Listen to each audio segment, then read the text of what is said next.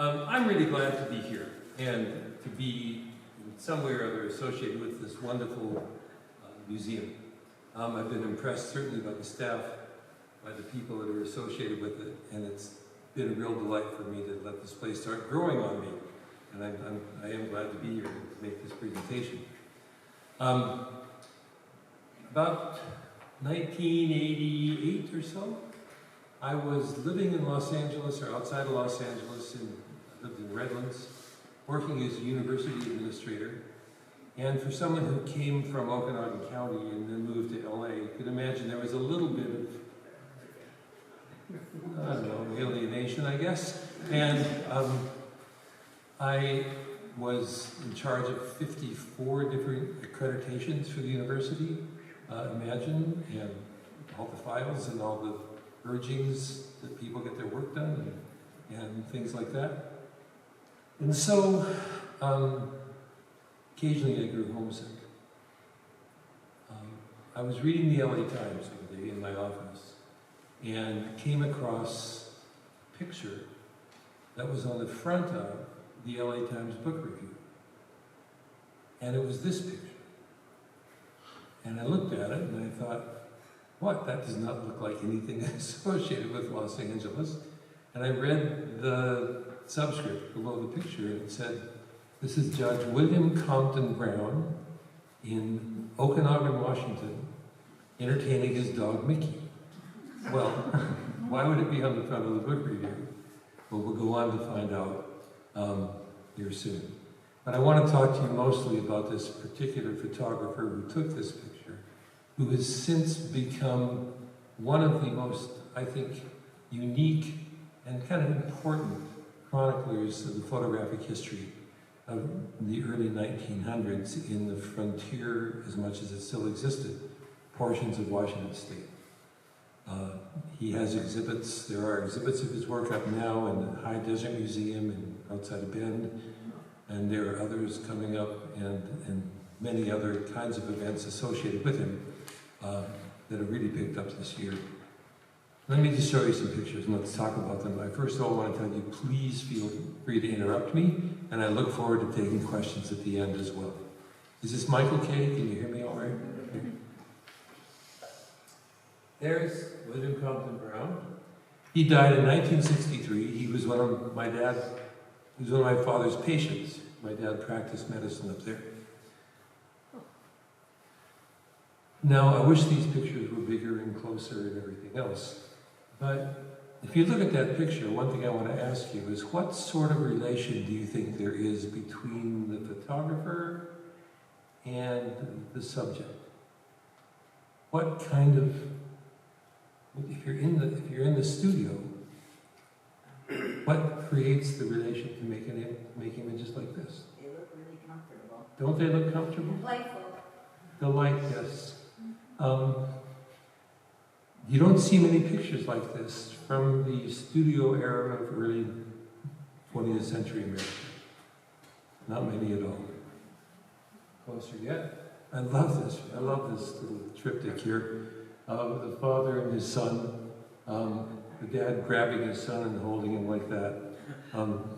Just an unusual kind of breaking expectations, I guess, of what we would think, again, of the usually posed, stiff photographs of that era.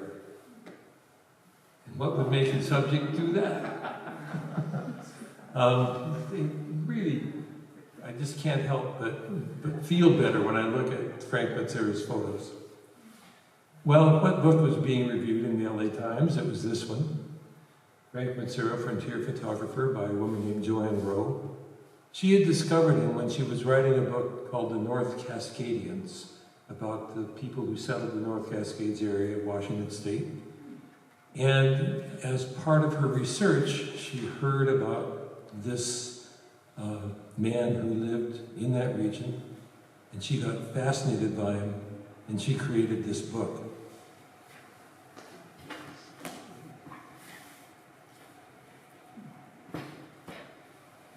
It's still for sale, and you're welcome to look at mine. I'll go back for a minute before I go to that. My own curiosity about this photographer wouldn't leave me. And after I moved back up here and started teaching at Walla Walla University in 1996, I continued to be obsessed or kind of really interested in this man. And I was working with Humanities Washington. I was on their board and was also part of their speakers bureau, talking for some time about poets. But I thought, they said, you want to do another talk? And I said, I'd love to talk about what I would call the curious Mr. Matsura. I didn't know very much about him yet. I knew a book or two.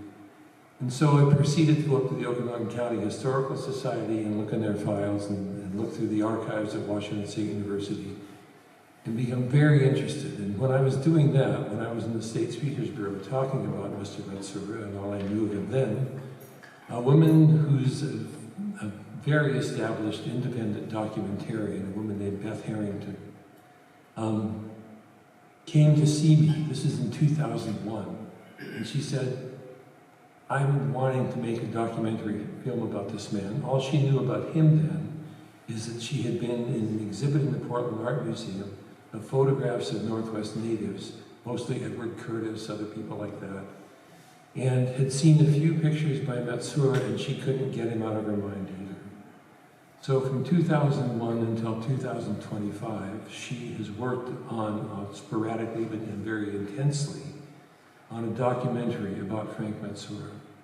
In order to gain funding to do that, she needed to make a teaser, a trailer, to show to NEH and to the Fairy Godmother Fund and others to try and raise funding for making this. And here is the trailer.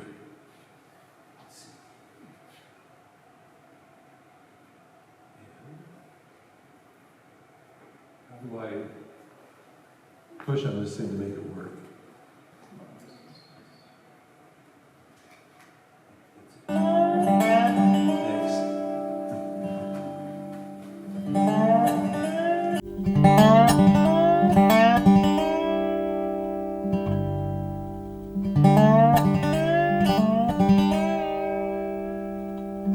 Let's just have you hold it and look into the camera and don't say Look anything. into the camera. This is a photograph by Frank Matsura. This is my grandfather. Lahomp was his Indian name, and he would have been the last chief of the Inuit tribe. My grandfather had the stage route back then. This is a photo of Mary Jim by Frank Matsura. If he hadn't been here, where would we be? We would be without all of these pictures that tell us about our history. Here's a backwater town, far removed from the action. Why? For God's sake, why would he come here? This image is a picture of the 1912 OMAC baseball team, and in this photo on the end is my grandfather, Mickey Staten. My great-grandfather. My great-great-grandfather. And this photo is made by Frank Matsura. This is a photograph taken by Frank Matsura in July of 1907 at a watermelon picnic. Half of the people in the picture are my relatives. This shows who we wish we were. I sure feel that when I look at that. And I know there are cracks in that theory, but that's how you wish it were. I keep going back to his charisma, his ability to connect on a personal level and know when he should be having fun, when he should be playing games and being silly, and when he should be connecting with the soul of his subject. Who is this guy? Where does he come from? Is still somewhat of a mystery. He's an enigma, the displaced son of a samurai family, an orphan. He was a Japanese photographer in the Okanogan that left a wonderful legacy of pictures. This is the photographer, Frank Matsura.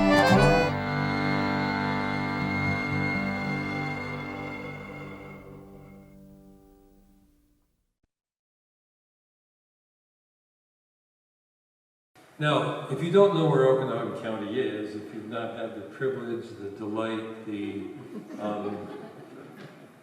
the reward of actually finding this part of geography, I'll tell you. You're here, and if you go up through Moses Lake and bear that ride on that landscape, you'll hit where Dry Falls is, where Cooley City would be, go over the Waterville Plateau, come down to the Columbia River where Chief Joseph Dam is, a very ironically named thing, come to Brewster, which is right here, Okanogan, which is here, and we will be speaking a little bit about the small town of Concanelli. Concanelli, believe it or not, was actually quite a bustling place at one time. Some of the earliest development there was in hard rock mining. Lots and lots of people came by to mine. They actually proposed irrigation districts where hard rock miners would drill through miles and miles of hills to take water from the Meadow River down to the flats around Brewster and Okanogan. Impractical, and the river system didn't give them much water. But that was an idea because that was the industry. But it soon changed into agriculture, and Matsura was there to record it. When Matsura came over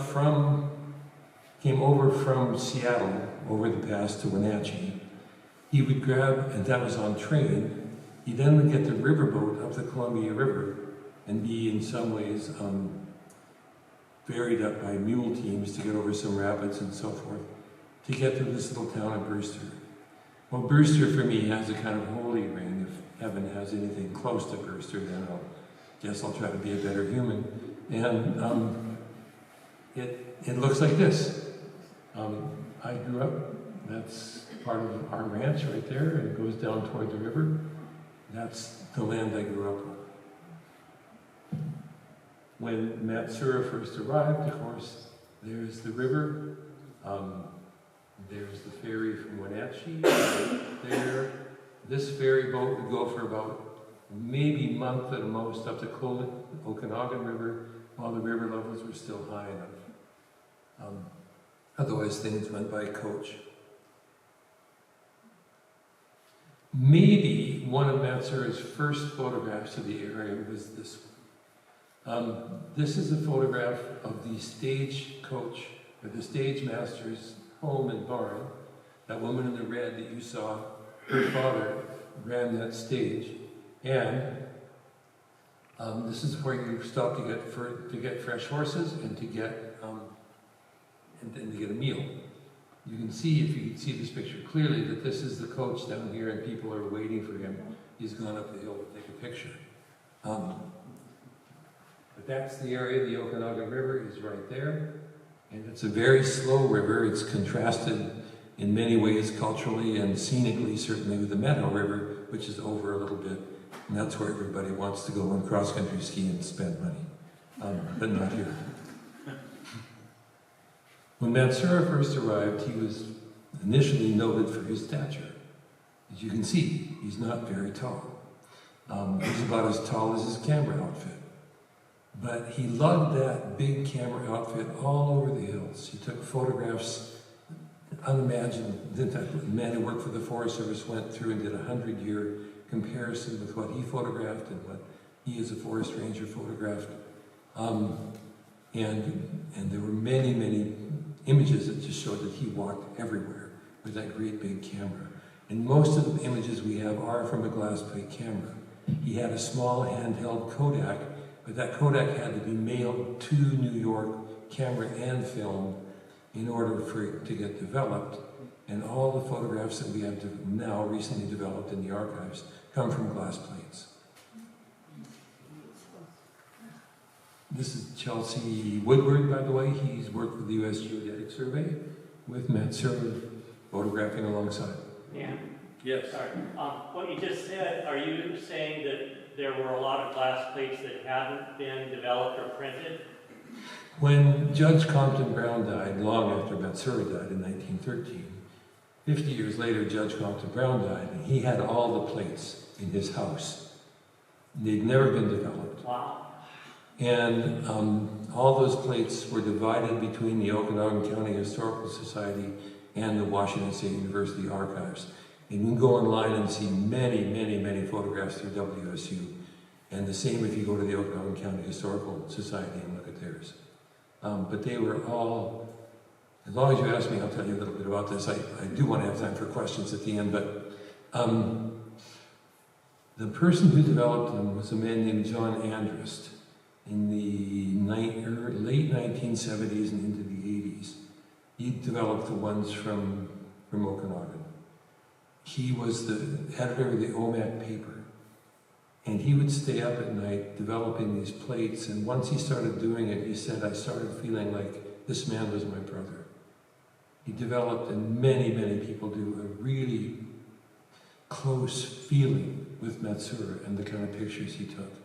The way he reveals the population, the people around, the relatives these people had. That woman in the red that you saw felt that he was like her brother as well. Very, very fond of the pictures. But they weren't developed until the 70s and 80s. Wow. Following that time, Anders had a stroke. He communicated about the photographs through eye blinks. And so that's how I interviewed him. That man's name on the left is Pinkerton. He's almost got the right hat. I don't know what the other one is. Matsura really was an attentive, but I suppose ambiguous, I call him an ambiguous ambassador. He was a Chinese Christian, something you wouldn't expect, converted by a Japanese man, Kamaji Kimura, who in 1870, during the turmoil of the Meiji period, came to the United States, as many other people did. He came to become a physician, but he converted to Christianity and became a minister after going to Hope College in Michigan. He came back and along with a Christian missionary who was in Yokohama, began the conversion of people to Christianity. Well, the reason for the conversion, Kimura said, was because the Christians took care of poor people and they were good to women. Where he worked at Hope College, the president's wife had a large outreach to educating women and encouraging women to be educated. And that kind of principle really, really inspired Matsura. And it actually resulted, you'll see a picture here in a minute, of the establishment of a Japanese Christian school in Tokyo. It's still there. It has about 2,000 students. It's one of the best one of the most highly rated schools in Tokyo. One thing I think it's important to remember is that even though these look comic, he had tuberculosis. He knew he would die. Part of the reason people think he came to that part of Washington State was to get what everyone did back then, to a drier climate. And Seattle wasn't working. He'd gone to Alaska. Certainly Tokyo was full of Malays in the air. And so he came over. But if you study these images carefully, that's not exactly the world's happiest clown. And a lot of the things he revealed about himself were both internal and, I think, deeply effective for the public. There was a district in Tokyo, I'm not sure I pronounced this correctly, Akuni, maybe you can help me, Asakusa, or A-S-A-K-U-S-A. It's a district of downtown Tokyo, or Edo then, where there was a large, important temple, maybe the original temple in the city, combined with a gambling and prostitution district. And so it was a crowded place with the carnal and the spiritual operating at the same time. And it results, as that always does, in art. This is the symbol of the kinds of rambunctious photographs that you get there coming out of that district. And it appears that Matsura got some of his photographic sensitivities from being in that region. If you go online or something, you'll see lots and lots and lots of photographs of everything from babies to geisha to lots of things in that district. This is the district, probably 15, 20 years after Matsura was there. This is Matsura's family. His mother died when he was 2, his father died when he was 8. His uncle, this man, married this woman. She was very wealthy, her family had a lot of influence and money. They started, under the influence of Kimura, that school. Now, Matsura, we think, went down to Yokohama for about 5 years where he studied photography and he learned English. His English here barely had an accent. He came over with very fine skills in English, which made a lot of difference in how people viewed him. Japanese people were not viewed necessarily graciously during that era. This is Matsura here. He taught courses. He did administrative work at the school, but when he was 27 years old, he hopped a boat for America.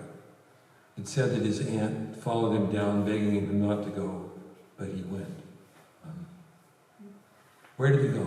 He first ended up in Seattle. There was a Japanese YMCA that had been established in Tokyo, and then they had one in Seattle. Also, he stayed at Salvation Armies, and he went up to Alaska and stayed at one as well. This is a photograph he took of one of the places. But then he moved, after answering an ad in the Seattle paper, to go be a general roustabout and a laundryman at the Elliott Hotel in Conconelli, Washington. And there's, whoops, I'll go back. Whoops, back. There's the Elliott Hotel right there, the biggest thing in town. Here it is. He's on that porch, and if we could look more closely, you'd see it. He always has a long cord for a shutter release, so he puts himself in a lot of things. He worked there, as they said, as a laundryman and roustabout. Also, he became welcomed into the family and been very close friends with them. And they gave him a room to do darkroom work in the hotel. It was right by a cold stream, which he liked for developing his photographs. You can see certain signature things that he did for comic and I think signature effects, I guess. Here, for example, you see it's a tent house, but they built a frame over it and they put wood around the bottom, but it is a tent.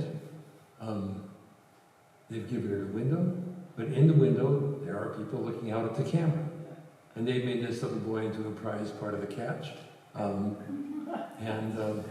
So he's got the comic and historic all going at once. Again, this is another photograph he took around there. This woman is a school teacher. If you could see her clothes clearly, she'd see they're very finely tailored. There were stores, the New York store here, for instance, in Walla Walla is a remnant of many, many New York stores through the West where people would go to get style clothing. And she's well dressed. She's on her way, I suppose, to teach. But here in this corner, where you can't see him very well, is a little boy looking through the window. And lots of his photographs had that effect. He would wander the hills and find families that were either out camping or living there, because there were a lot of homesteaders.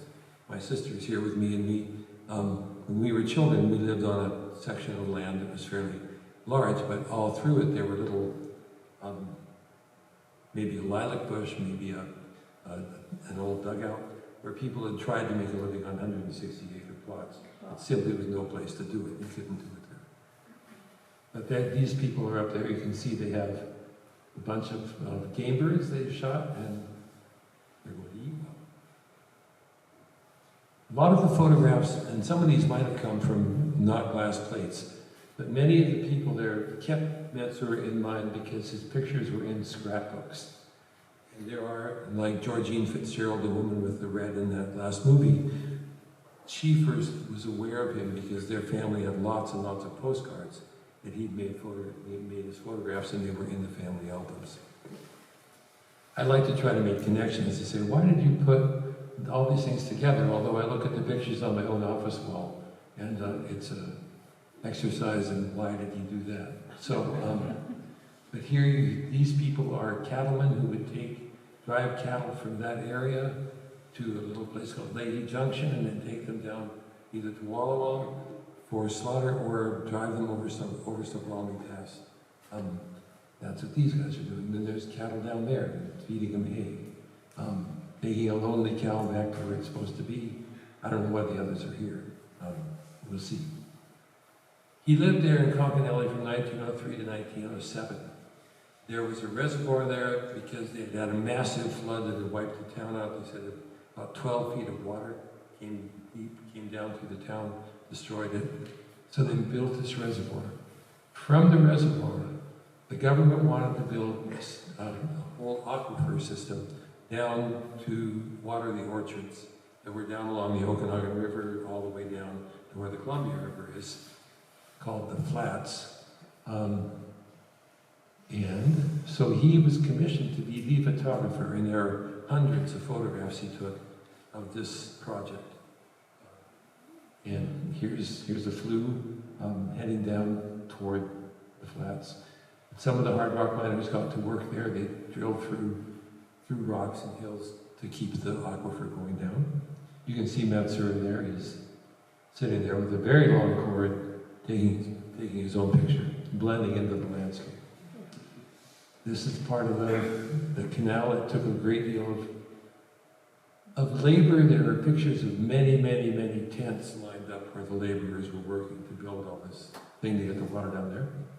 And then up the river would come these boxes of trees. If you can see, there's a little boy. There's often a child in the photograph. There's maybe its mother, an old man with a beard, and then all the serious people who are also going to plant these trees. There they are holding the whips. These are going to become the orchards that are going to be watered by the irrigation district. There's a young orchard, and there are some of the flues down there. As you can see, that's a very unruly orchard. Who in the world would want to pick in that place?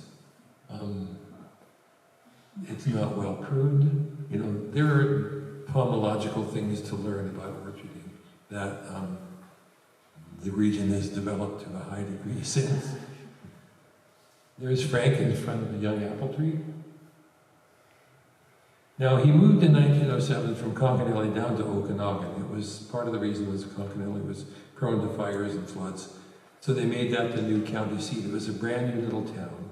For a while, they had a photographic studio in a tent, but then he moved into this building. And there's a replica of it still in Okanogan. It's Historical Society. From this picture, you can see that people burned a lot of wood and built with a lot of wood. But this is a remarkable photograph, I think, the study. This is his studio, and this is his shop. Now, it's Christmas. You might be able to deduce from the things there. At Christmas, he'd get busy enough so that he could hire people. And there he is, the proud proprietor. Later on, when he had to sell because of illness, they said he had about 10,000 postcards in his shop. If you can get a hold of them now, they're really expensive. They're highly collectible, especially in Japan. And if he's on a horse, he's never on a horse, but when he's near a horse, they sell for a lot more. But there he is, and he also sold in here Japanese silks. His aunt would send him silks and other artifacts, not artifacts, other saleable items from Japan. Here are men checking out their purchases. This is a sample postcard. Now, there's a sort of social media-ness about it. I'll tell you what I mean. First of all, if you look down here, you'll see this is a postcard someone sold a long time ago for $15. But the photograph says that, Frank, please make some more of these for my family and keep some for yourself. Well, you keep them for yourself because your neighbors want to buy them and say, here are our friends, the Reynolds out in their car. And so he took them. I'm going to go through some just typical pictures he took fairly quickly. This is a place where it said that women would turn their heads when they walked by. That's the Okanogan Saloon, and in the back there was, well, what happened back here might have been stuff like this. Many people had bear coats and coats from coyotes and wolves and sheep and all kinds of things. And the result of that was there were often baby cubs that they didn't kill. And so I don't know how many pictures I have of people with cubs chained to their cabin or rousting about with them some way or other. And this man had a cub and he let it grow up. And he was invited to the saloon to bring his little bear by the barkeeper. But when he got there, the barkeeper refused to give him any beer or any money. So he got mad and let it loose in the bar and emptied the bar. The bar empties the bar. So. And if you look at these men as well, you'll see this is called Okanogan Bachelors But One. This man is getting married and there's a dog, so he's in the doghouse. And all these men are lined up looking down at him with disdain. There were far more men than women in these places. And I imagine they probably envied him more than ridiculed him. But there they are. So, I've got a wavy bottom on this, I don't know how. Matt, I promised you, and Jock, I promised you tennis pictures. Here. When you think about it, by 1900, there were telephone lines all through the county. There were advancements you wouldn't expect. And the people who came to the county were, for instance, even the rock mining area, were mining engineers, speculators, people with a great deal of capital who came to these hard rock mining places to try to make the most of them. The town of Ruby, the town of Barron, going over Harts Pass down to Chancellor, all those places were places with a lot of speculative money poured into them. So the people who came as citizens oftentimes were fairly successful people or ambitious people. So if you look at this picture, I know that's Judge Brown, Judge Compton Brown. And along here, this is a physician, and there are merchants all the way through here and orchardmen. These are people that are very well established who came as that kind of person to make something of this new city. Matsura is taking pictures of the activities around town. They made a big deal of a lot of holidays. The 4th of July was huge, and there'd be all kinds of festivities going on. Here's a 3-legged race down the middle of Main Street with, as you can see, horse manure and dirt, but that's how it was. This is the Okanogan 1909 high school football team.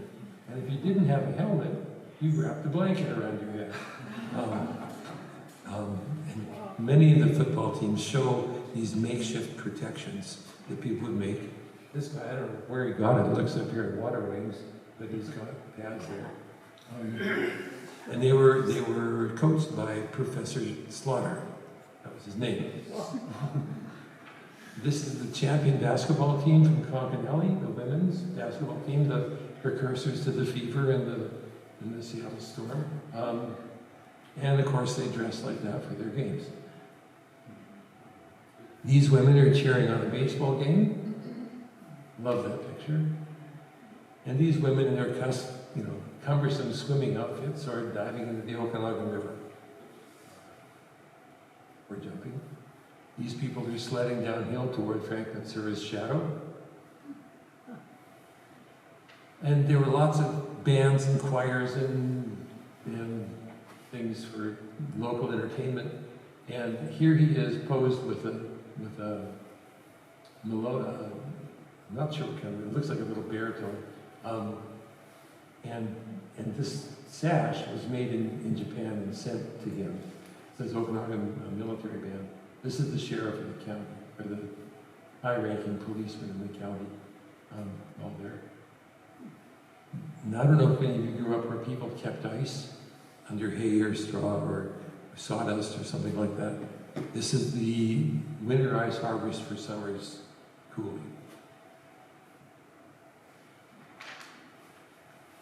This is a sleigh going between Okanogan and Brewster. That's a ride of about 25 miles. They're bundled up. They must be freezing, and I know they're freezing because my dad built one of those 45 years later, and that one trip we took, I never wanted to get in the thing again. I'm a little, that's my little door kid right there. There's my sister who's right here, and there's my mom back there. And you can see how much tension there is on that rope because old Tom, our workhorse, was pretty slow. Here's a photograph of a baptism in the Okanogan River. Here's a last fire at R.P. Irwin's house. Irwin had a large general store. You can see that there's a pump and there's a well from which they're getting water, but of course it's not adequate. These celebrations of hunts, gathered men and their guns and everything. One of the things that this yielded were coats. And there's Matsura in a bear coat. There's a little kid in a coyote. And here's a young girl with a group of triangles. Her eyes, her mouth for the dog. Wearing something made from, I don't know, rabbits or something, I'm not sure. This is probably for many years his most famous photograph. It's called Her Daily Duty, and it has a milk cow taking 7 little kids to school. This is the teachers' convention in Concanelli. As you can remember, probably there were lots of little tiny schools all through the hills. And these are the Okanogan County teachers. That's a lot of them for 1909. Probably, this is early October, probably all the kids were out of school to help with harvest. They used to do that. There weren't enough pickers, and the kids would leave school to go help pick apples. So it's a good time for having the convention. Now I'm going to go into a section of this that changes into what most of the interest in Matsura is nowadays. And I'll go through, hopefully giving you enough time for questions. You're welcome to raise your hand and ask things still. Matsura had a relationship with the natives on the Culver Reservation that was really, really unusual. There were combined images, one where Edward Curtis took a photo and he took a photo, same time, same sitting, but the photos are very different. Of course, Curtis had amazing technology with him and was extremely skilled as a photographer. But Matsura's ideas of what natives looked like is slightly different. By the way, there is coming up, and I put this up because this is upcoming now, from September 27 to February 6 in 25 and 26, an exhibit of Matsura's native photographs in the Japanese American Museum in Portland. So this is some important. They will be accompanied by the film. I'm not sure of the date. I'll tell them here at the museum if you want to know, but you can look it up too. The film is out on festival tours, and they don't want it to be shown publicly very much. So while I'm thinking of it, and I'll tell you again, it will be shown in the Powerhouse Theater on May 20, 2026.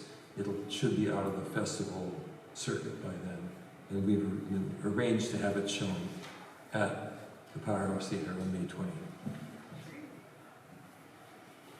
There's so many things here where I think the ambiguity of his work is clear. This, anybody know what that is? That's St. Mary's Mission School. It was on the Colville Reservation. It was the native school. It was made but started about 1888. This is pictures taken in 1910. And so you look at that, and all the images and horrors you think about the native schools arise in your mind. There are, in Matsura's images, lots of photographs of people in and out of these schools. For instance, the baseball team would travel all over the place. Ty Cobb donated uniforms to the St. Mary's Mission baseball team. Later on, there was legal trouble from abuse and so on, but at this time, it was known for having a rigorous classical curriculum. The students learned Greek and Latin and history, and there were a lot of sports. But there it is, and we have pretty mixed feelings about those. Another ambiguity is this. That's the Brewster Washington, the Brewster Herald newspaper. The front page, the headline is in Chinook. And it's announcing a large potlatch where everybody's invited. They said, what did I write here? Everything will be served in apple pie order. Nearly 1.5 tons of edibles are secured, to say nothing of fresh fruits and vegetables. Foot race and vocal music will be offered. So, and lots of other things. But that's the big potlatch they're going to have outside of Brewster, where Fort Okanogan used to. The thing established about 100 years before. But you don't expect to see Chinook as a headline. And that's not the only time they did it. There are other instances of them doing that. More photos. This is a man in front of a bathhouse and a barbershop. He has braids in front of the barbershop. And there are contrasts in an image like that. And as Matsura likes to do, he puts somebody looking out from inside. Another thing that I think, I could be schooled on this, but I understand that part of the reason that casinos are allowed is because it's a long tradition of the natives. And there's been interaction between whites and natives in gambling ever since whites were here. Well, what this is are a number of white people standing around betting on the stick game. And that's the old gambling game that the natives do. They still do it. But this is people participating in the gambling down here on the street in Okanogan. There are quite a few pictures of this too in different situations. Another ambiguity is this. If you look at Captain Jim and his wife Mary, their Anglo names, you'd think they've probably had an unbroken memory disturbed only by whitecomers through this 104 years he's reportedly aged to in this picture. However, he was a registered U.S. Army Scout. He liked to wear his Army uniforms, and when he died, he was given, as you can see by the flag, a military funeral. His wife is up there in the wagon, and the town accompanies his coffin to where he's buried. So again, this idea of the native is, in this era at least, a very complicated one in how we view certain people. There's his wife later on. She has an axe. She's been chopping wood as an old woman, but she was fed one hot meal a day by this man, Mr. Kalo, who was an avowed socialist and deeply involved in influencing the politics of Okanogan County, again for the care of the poor and the natives. This, of course, is an Edward Curtis photo. And you see Curtis and you can have a lot of feelings about it. One of the things that help look at Curtis is if you read the text alongside the photos, which very few people get to do. But the ethnographers and so forth who accompanied and talked about the photos give an awful lot more background on those images than you get from just looking at the images. This woman, though, is looking straight at him. There's no indication of humility or something. She's looking right at him. But she is, as he always insisted, dressed as if the whites had never shown up. And there are photographs he took after 120, 150 years after whites appeared. But he wanted them to be in their original costumes. He believed in the vanishing American, and he wanted to save them, save their images. So he dressed them up? Well, they had their own dress. The only time he would, if they couldn't provide it, he had reed shawls or shawls of fur or whatever was theirs, and he would cover up their cotton clothing with those shawls. This is Cecil Jim. If you look at her, this is a Matsura photograph, you'll notice that her necklace is made of shells. Well, they don't have shells like that in Okanogan. Those came from, guess where? From the coast, through trading over Cascade Pass. going up the Manhao River over the pass down to the area where Seagull William Elliott is now, going out to the coast. There was active trade, and she proudly wears her shells. Also, she has photographs of her family on her buttons. Now, what's more authentic? There are different kinds of authenticity. And in Matsura, you'll see a contemporary authenticity. It's easy to say, these are anything but vanishing Americans. And so that's one of the appeals that Matsura shows, is that we're not looking at museum people.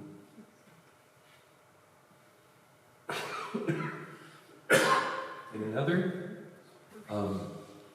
this is Chilowis Jim with his wife and daughter. Now, if you look at this picture, it's easy to think you see stoicism at all. But right here, he's holding his daughter's hand, and she's sticking her high-heeled shoe up from under her dress. There's no anxiety about a stereotype image of the native in his work, or very little. One famous, and I'm not anti-Curtis, don't get me wrong, there are lots of things to say about him, but one famous thing about him is that there was a woman with an alarm clock in her teepee, and he saw it in the picture, and he had to go back and take it all over and get rid of the alarm clock. Well, this woman, this is the Leo family. This woman, what's she holding? A clock. She's a medicine woman, a doctor, they called her. There she's holding it. Other complications, I have a number of pictures that display the same phenomena. This little boy is the son of a Chinese miner from the mines up on the Canadian border, which is about 30 miles away, and a native woman. There are also ones of German native people, of black and native people, others. And so, again, the complications and the ambiguities persist. This little child we just have to show, she's Christine Jim Stanislaus. She's a Malad Indian, and she simply has to appear. As does this little chubby-cheeked person, being studied in the rocker. Whoops, back. This is Coxet George Moses. He's of the Moses Band. It was one of the bands that came out of the Colville. It was one that was very upset that we moved. They had a lot of land across the river in what's now Grant County. Chief Joseph was also moved up there very bitterly. At first, the tribes did not get along at all. There was an awful lot of adjustment to go on. And this family, the Moses family, ended up being kind of the administrative branch of the Culver Reservation. There he is, but if you look there, I'm sorry you can't read it very well, but this says music store. So again, this is Coxet George's son, Moses. And Moses is 4 years old, and he's about to get the shock of his life. Matsura took a photograph of him, and it had huge flashes. He'd never seen like it. And he said, I fell over backwards and terrified me. I was scared of him the rest of my childhood for that. And this is from the Japanese book, as you can see, about Frank Matsura. But there he is holding the picture of himself when he was 4. Now I'm about done. Matsura there are many pictures of him with native men and women, deep kinds of affectionate pictures of him with people holding on to him and grabbing him and so forth. But there aren't any on record of real physical connection beyond hugging. Whatever, certainly he was a full human, but those things aren't recorded about that. Here he is with Nancy Dillabaugh. She is the daughter of that hotel owner up in Concanelli. Matsura was sick around 1912. Have you been able to hear me? Okay, all right. Around 1912, he developed, and late in the year, fairly serious symptoms of tuberculosis. He called it a kind of arthritis. His bones started to to fuse and tremendous joint discomfort. He kept carrying his camera. He kept going to games. A week before he died, he was photographing baseball games. But here he's going to an osteopathic clinic high in the hills behind Okanogan County. The German osteopath went up there and opened a clinic way out in the country, in part to be away from city fumes, from other kinds of things like that. And here he is in the wagon with other people going up there. There were hydrotherapy things, there were lots of things that went on up there. Here he is taking a picture. You can see he's in the wagon, and in some photographs you can see there's a cord there. He died in April of 1913 after there was a supposed robbery or a suspected robbery at a general store. He ran to the home of the general store owner to tell him, made such a ruckus that it frightened the wife, the woman of the house, and she wouldn't open the door because he was really making terrible noise. And so he ran over to his friend's house, and he died in the yard of a tubercular attack.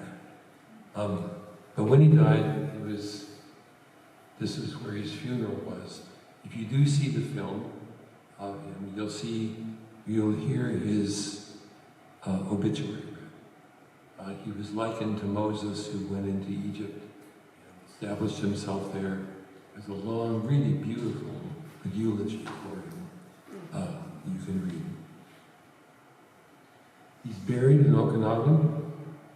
They got a hold of the Japanese consulate in Seattle and asked what they should do with his body.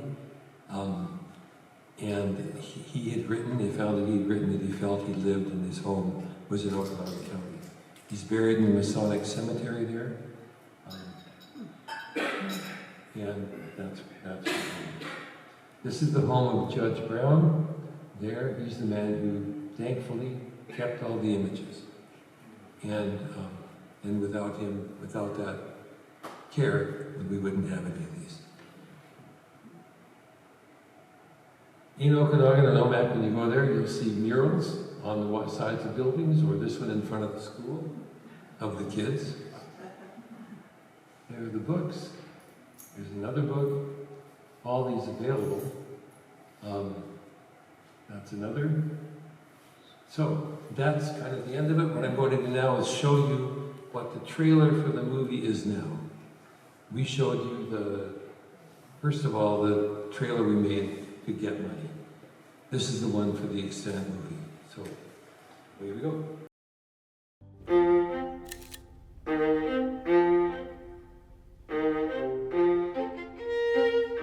Who is this guy?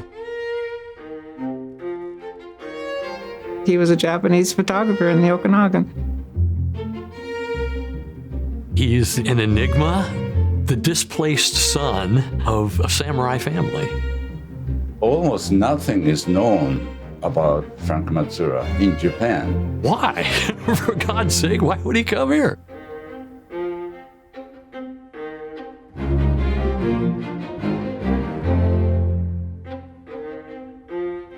It was a very difficult time. It brought an enormous removal of native-held lands, and that's what Frank walked into at that time. So there had to be a lot of trust. He helped build bridges that didn't exist. He defies almost every stereotype. He also seems to be taking the medium to a different place.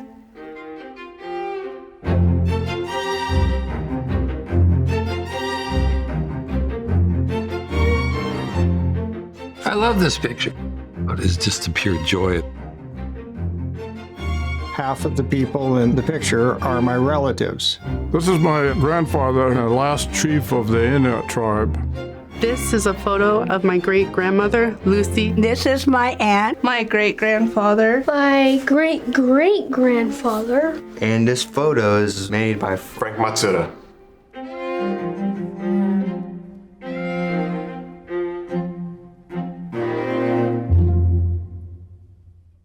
That's it.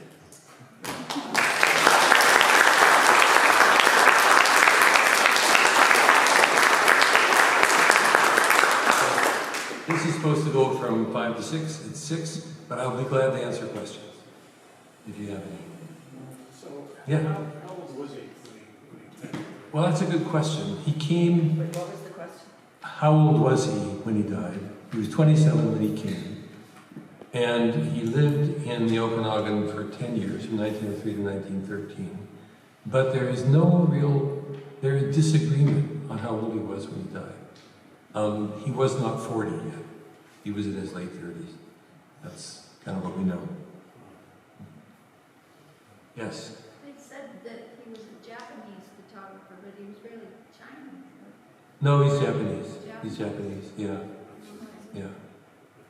One interesting thing about China and Russia, actually, he was in America during both the Sino-Japanese War and the Russian-Japanese War. And supposedly, what I've read and seen, the only newspaper in Washington State that supported the Japanese was the Concanelli newspaper. He was a friend of the editors. The editor was a political cartoonist. You can find photographs of the cartoons that he wrote with the Japanese chasing the Russian bear back to Russia. But supposedly, because of all of the previous years' anxieties about Asians and after they finished building railroads and all that, and the reaction against them in Portland and Seattle and other places, not many people were pro-Japanese. And that regions, the Okanogan and Concanelli newspapers were very pro-Japanese. I should say too, another thing about him, when he first arrived, they called him by the standard derogatory term for Japanese people. That lasted about a couple of months. And then he gave a talk in Concanelli called On the Education of Japanese Women According to the Principles of John Stuart Mill. They published it in the papers. And it's a very erudite talk. He also took American textbooks, botany textbooks and so forth, and translated them and sent them back to Japan to the school there in Tokyo. And you can see images of the calligraphy he used and everything to do that. He was a pretty educated and artistic man. Yeah. So, what was his training like as a photographer, or how conversant was he with a kind of wider world of photography? That's really interesting. I showed you some of these. There are many, many, many of them, of the multiple image things. And there are different cameras that would do that, take those. But Beth Arrington, the filmmaker, trying to figure out what kind of camera he was using. So she sent his images back to a man in I think, Chicago, asking, where did this come from? I've done all kinds of research trying to figure that out too. And the man went back and said, I don't know what he was doing. He's using these cameras, but he developed some technique that I can't figure out to make those images. Now, they had developed multiplying cameras for various reasons. In Japan, they had them to take photographs of soldiers before they went to war. They used to paint their portraits, but they were sending so many off to war that they started these multiplying cameras with little stamp images of people going away. You can find, I could tell you all the cameras he used. They're expensive cameras with expensive lenses. And they were all sent to him from his aunt at first because photographic technology in Japan was pretty advanced, based on early American photographers before they took it off from there. But he had German cameras and German lenses that he used. So some of the photographs look really vernacular. Of course, then again, so do some of Curtis's. But you can also see them, a kind of philosophy in the photographs, a kind of reach into the person that he's photographing to say, give me something back. I'll give you and you give me. And it's a really, really remarkable record, I think, of that sort of image to artist relation. I just haven't seen anything like it anywhere. Yeah? I'm just curious about the paper that he was using to make copies on. Where did he get Some of it was sent to him by his aunt. She sent him a lot of stuff, so a lot of photographic paper came from Japan. Later on, when photography came back, there were Japanese photographic clubs in Spokane, in Seattle. There were large. There were really interesting attempts. In fact, the guy who says, "For God's sake, why did you come to this town?" He was sent. He got a fellowship from Kodak to go over and study if Matsura's images mirrored the painting in Japan. And he brought back quite a few images that matched, say, what would look like a simple picture of a river, but you look at the painting and it's following the same kind of aesthetic principles. But, and so it was really a serious art over there, and quite a few things came from her. Later on, I think he just got them from Seattle. I'm not sure. Yeah. Those two, so we have two of his postcards. Yeah. They're just orchard postcards, so they're not any of them. Yeah, no horse. No horses, no high-end. But that's not like on cardstock, isn't it? Those Yes. thick postcard paper? And so if we went in front of him and had our pictures taken, he could make multiple. And we'd buy a bunch and he'd keep some for his shop. But it's pretty thick stuff. He had, I've never seen or heard one anywhere else, but it said he had a camera that made postcards. I don't know. It's kind of an early Polaroid. I don't have any idea what it was. Because that technology didn't come along for a long time. But he had, in one of his things, you can see what looks like an old mimeograph machine. But I don't know how in the world they could do it on cardstock. I should find that out. John. Maybe I missed it, but was he inspired to leave Japan and come to America? Was it basically a spiritual journey? That's a wonderful question. I wondered that as well. In the making of this film, Beth employed the advice and consultation of the woman who's the New York Times correspondent in Tokyo. And she and another woman did a great deal of research in Tokyo trying to find Matsura's family. They finally found, and in the film, he's in the film, they finally found what would be his great nephew. And he has 3 years of Matsura's diaries. And they're written in a handwriting that is not standard Japanese handwriting. It was standardized later. So you have to have people who can read it. We went to University of Washington, it was the first. They had people there that were good in the older forms of calligraphy. But those diaries are all about Jesus. He was a deep, deep believer. Now, what's interested me is what happens when you take that unusual belief system to a country where everybody believes it. And there's very little accounting when he gets over here for that same kind of evangelical spirit. But he was converted by missionaries who were, up against it culturally. There were lots of strictures. But there are pictures of the new Presbyterian Church. He apparently gave some money to its construction. But that intense spiritual drive, he probably needed to stay centered in Japan. He came, as the Bible says, later to see it. I think it kind of lukewarmed on it. I'm not sure. Seemed like it. Anybody else? Yeah. Whoa, sorry. Would you happen to know what the stick game was that they were gambling about? It has a lot of variations, the stick game. I would suggest you look it up because it's still very active. There are whole albums based on stick game songs. They play it up at Nesfield, up at the other places, I'm sure. I know it was kind of like the shell game, but that's only 3 shells. It is had long lines of people, so it must have had different kinds of odds. Yes? So you're putting Mr. Matsura, in conversation with other photographers at the time who were taking images of Native peoples, how much were they working during that time in conversation with each other? I'm thinking about the alarm clock, for example. Cascadia asked about other photographers at the same time working with him and how much did he work with them. In Okanogan, there's a long, long family tradition called lad photography. And there are a lot of lad photographs that went on at the same time that he was photographing him. When I was a kid and got my school photo taken, it was by lad photography. So I know he knew them. I don't think they were in competition. They had different projects. The lads did weddings and all that kind of stuff.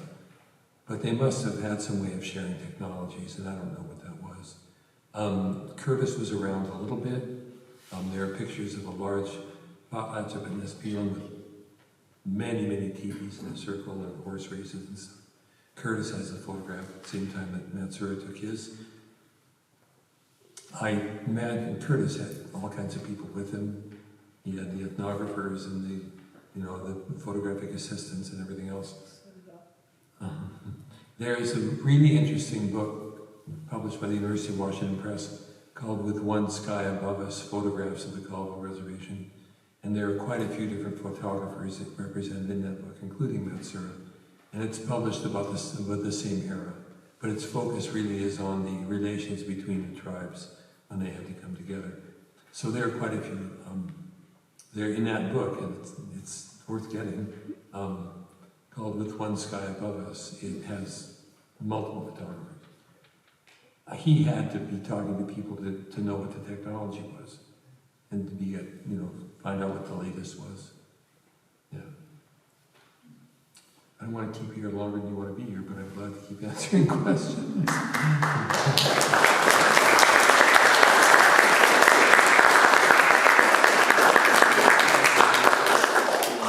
I will leave this PowerPoint with the museum. It's on their computer. And you're certainly welcome to look at it. And if you can put it on with my presentation, that'd be fine. And if you need more pictures, I've got thousands of them. So.